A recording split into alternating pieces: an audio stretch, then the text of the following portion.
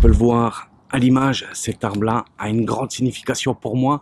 À l'époque, il m'a fallu beaucoup de semaines pour réussir à attraper mon premier poisson qui se trouve là, juste ici.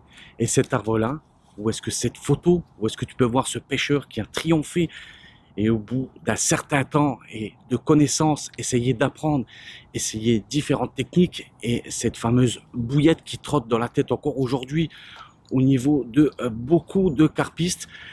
À l'époque, on n'avait pas plus d'informations que ça, pas d'internet, on avait quelques revues, quelques livres et il fallait déployer tout simplement une stratégie de pêche.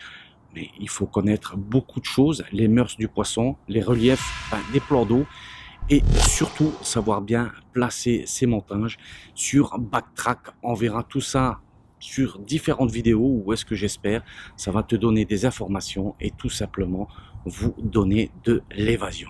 Au niveau de la pêche de la carpe, tu as différentes sphères. Pour l'époque, j'étais tout fou avec ce matériel dernier cri, de l'électronique et de l'autre côté du chemin, un étang où est-ce que je fais la connaissance d'un papy pour l'époque retraité et il vient voir mon matériel en me disant voilà, c'est un truc de fou et qu'il n'aurait jamais cette patience et ces mêmes mœurs au niveau de la pêche.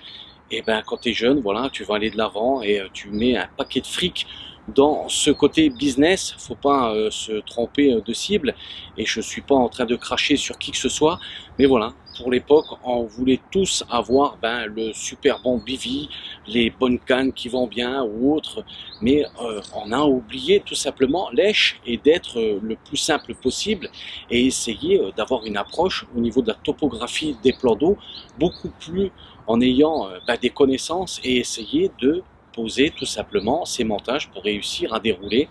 Moi de l'autre côté j'avais ma technologie, mes détecteurs restaient souvent muets quand lui de l'autre côté ses bouchons partaient très tranquillement, pas de bruit, lui voilà, il s'éclatait et moi de l'autre côté je matais mon matos qui brille au bord de l'eau. Comme quoi aujourd'hui si même tu as de l'argent et même si tu peux mettre un paquet de pognon dans le matos, c'est pas ça qui va faire le pêcheur. Et Trac, quand tu pêchais, t'as jamais eu peur avec les fils de haute tension qu'il y a, de lancer ton petit ver de terre qui vient à griller dessus?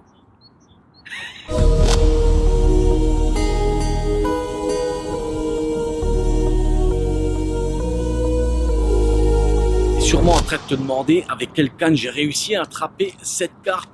À l'époque, du carbone, du caperlan avec un plomb dessus de 70 grammes. C'est de la semi-parabolique à emmanchement. Je peux te dire que ça cintre. Mais j'ai pas testé d'autres cannes. C'était mon premier poisson. Donc il est difficile de se faire un avis sur différentes marques. Et très honnêtement, il faut du père-monnaie pour acheter des cannes à l'époque. On les faisait venir directement d'Angleterre. Et je peux te dire que ça chiffrait.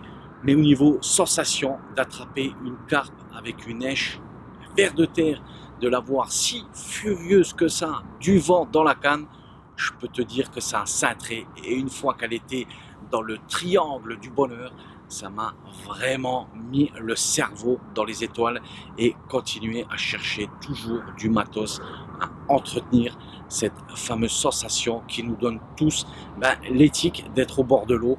Et comme aujourd'hui, de profiter de ces moments de nature pure et simple. Il y a l'autoroute, mais bon, derrière, il y a quand même un joli cadre.